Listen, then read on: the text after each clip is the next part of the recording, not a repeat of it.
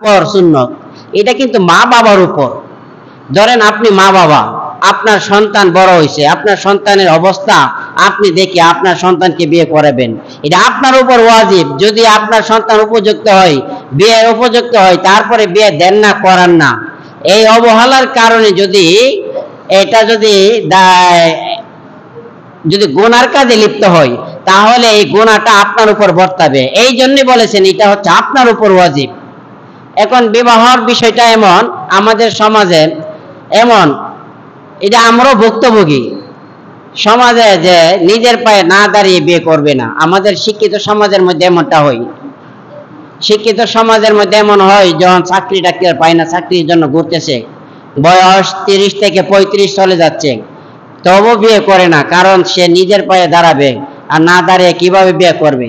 যদি মধ্যবিত্ত হয়, ইসলামে বলেছেন তুমি তাড়াতাড়ি বিয়ে দাও, আর বিয়ের মাধ্যমে তার রিজিকের আল্লাহ ফয়সালা করে দেন। বিয়ে করানো আর দেওয়ার মাধ্যমে রিজিকের ফয়সালা করে দেন।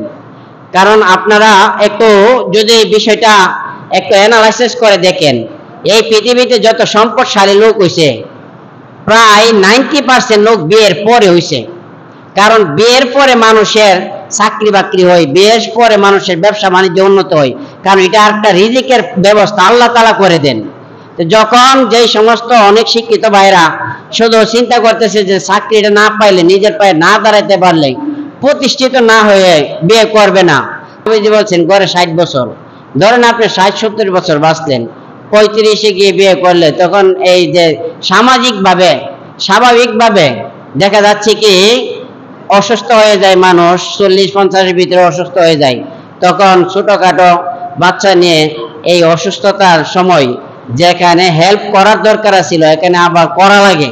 তো এই বিষয়টা যদি আমরা স্বাভাবিকভাবে দেখি, তাহলে এটা কিন্তু অনেক লস হয়ে গেল। এই জন্য যাদের স্বাভাবিক অবস্থা আছে, মা বাপদেরকে বলছি ছেলে মেয়েদেরকে সময় মতো বিয়ে করে দিন।